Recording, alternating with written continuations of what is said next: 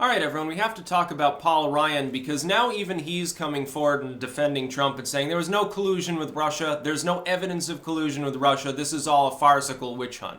That's significant because Paul Ryan is the missing link between, at this point, the neocons and the Trump sort of populists.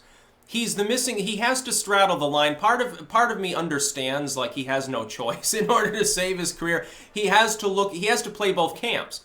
He can't really take sides. There are too many never-Trumpers and there are too many Trump fans for him to want to alienate either group. He doesn't want to get sacked. He doesn't want to get forced out of his lucrative position. He doesn't want to get yelled at because he's a sad sack sort of individual. That's just the best way to describe him. He's ineffectual. He's inept. He's just a little boy in a man's world, and he feels he doesn't have any cojones, so to speak. Now, here's the problem.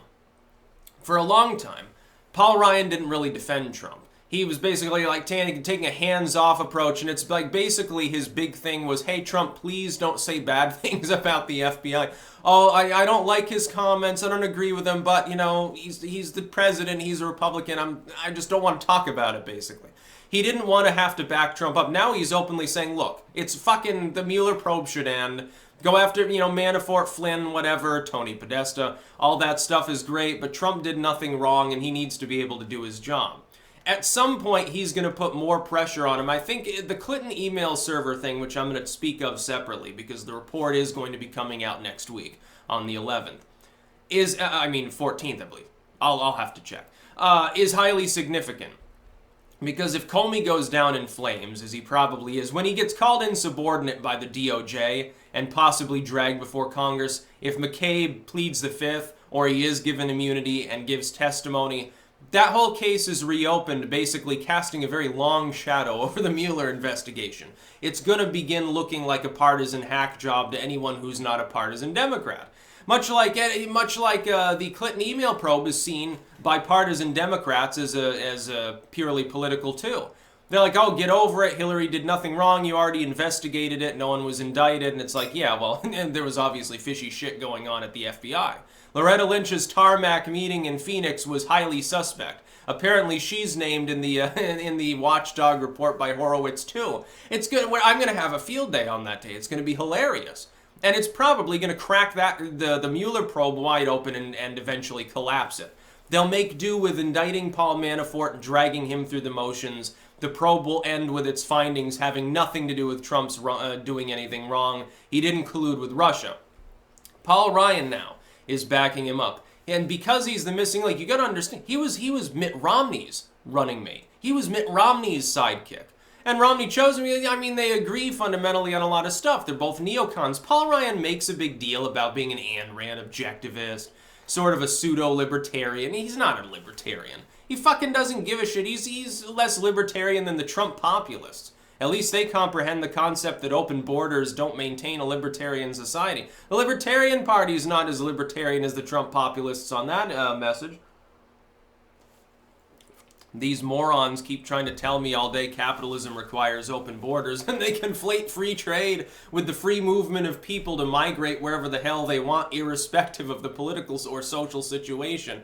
I'm just thinking to myself, that's totally in violation of the NAP, as long as you've got a civic structure in the first place. Unless you're a total ANCAP society, that free migration violates the rights of the people held within a certain area. And of course, ANCAP is not as prevalent as the monarchist sentiment, I think, on this issue.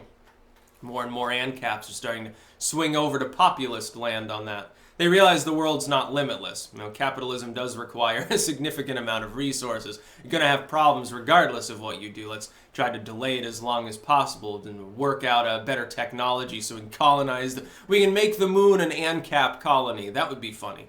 You can go be ANCAPs on the moon. Then we'll have a communist Mars. And all the socialists can go to, like, I don't know, Jupiter or something.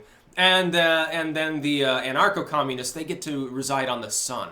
We're not going to throw you out of helicopters. I think we need a spaceship this time. I'm just joking, but getting off on a tangent here. But Paul Ryan, I mean, for him to back up Trump is spectacular for Trump. Because he's seen as sort of the bulwark between the never-Trumpers and the Trumpers. If he swings over and says, look, guys, Trump didn't collude with the Russians, one of the main Never Trump arguments really goes bye-bye. And I mean, some of the other arguments that they've made already have. That one of the main arguments of the Never Trump side of the conservatives, so-called, is really, well, Trump is gonna, he's shitty, he's gonna fuck the economy up. That was one of their big concerns. He's been great for the economy and for jobs, so they can't really use that line. Foreign policy with Korea moving along, decent relationship with China. He's managing to get along a little bit more with most world leaders now than he did at the beginning when he did his hard sell sort of strongman tactic. They can't really use that as much anymore. Certainly for a brief moment there, they thought the Korean summit would collapse. And they're like, oh, he's going to start World War III. And it's like, just fucking calm down. Stop being fearmongers all the time. You're running around like chickens with their heads cut off. You're like panicking all the time. You've been panicking since November 2016. Well, technically you were panicking the second Trump was actually #1 in that race. I still fondly remember one person claiming that Ben Carson would be the next president. I'm laughing my ass off at the time. It's going to be Jeb for sure out of nowhere. I remember there were remote viewers that were claiming that. I won't name names, but there was one supposed remote viewing psychic who said, oh, I've already seen the meeting. All the Bilderbergs and Rothschilds got together with the Bushes and they assured him he would win. And it was hilarious because it's like, you know, Jeb collapses after South Carolina. He never had a chance because he's a Bush. It's basically how it worked out. The Bush name is worth less than the Clinton name. Still is, even after all the mistakes the Clintons have made in the last year. Meanwhile, Paul Ryan, who held out for over a year and refused to defend Trump, and said, well, just let the investigation continue. Please don't pardon yourself. So finally, he says, okay, enough is enough. That's highly significant. I think the reason for it is he has access, of course, to the DOJ's findings in the separate Clinton case. Once Comey is brought low, and once McCabe is brought low, the Clinton email investigation being reopened really fucks with the Mueller probe's chances of doing anything. It's going to begin looking like a hack job. And it is a hack job. Who have they indicted? Some Russians that made Facebook posts and people related to money laundering and improper diplomacy in Flynn's case. None of these things have any connection to actual Russian collusion. None of them have any connection to Donald Trump. By the way, did you know that 666 Fifth Avenue is owned by Jared Kushner? I thought that was funny.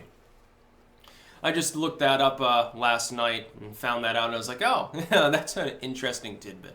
Not saying that it has any connection to the actual politics. People like to dig into that stuff, like they investigate. They'll spend hours and hours on their computer investigating people with their tinfoil hat on, and their shortwave radio, you know, tuned to frequency 666 or whatever, and then they find out like one connection to the Antichrist with some politician. So they assume they basically make an ebook out of it usually.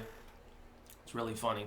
Paul Ryan now siding with Trump on the Mueller probe is significant, though. I don't expect the probe to go anywhere at this point. Paul Manafort is as high as they can reach. They're not going to do anything with, like, Don Jr. either. It's just not, or Ivanka or Jared. It's not going to happen. And it's well outside of the scope of the probe anyway. Look, the probe has already been breached by virtue of the fact a federal court, a federal judge already has questioned them and said, hey, it seems like the Manafort indictment goes well beyond the scope of your actual investigation. I want to see the sealed documents. And they're like, well, we can't show them to you. No, I'm giving you 14 days or I'm basically letting Manafort go. I'm going to hold the Mueller's people in contempt. I'm going to see the sealed probe's paperwork because I need to determine whether you're even within the boundaries of your own investigation scope. So the probe may fall apart even without the Clinton email stuff. It's just a clusterfuck at this point. That's about all. Peace out.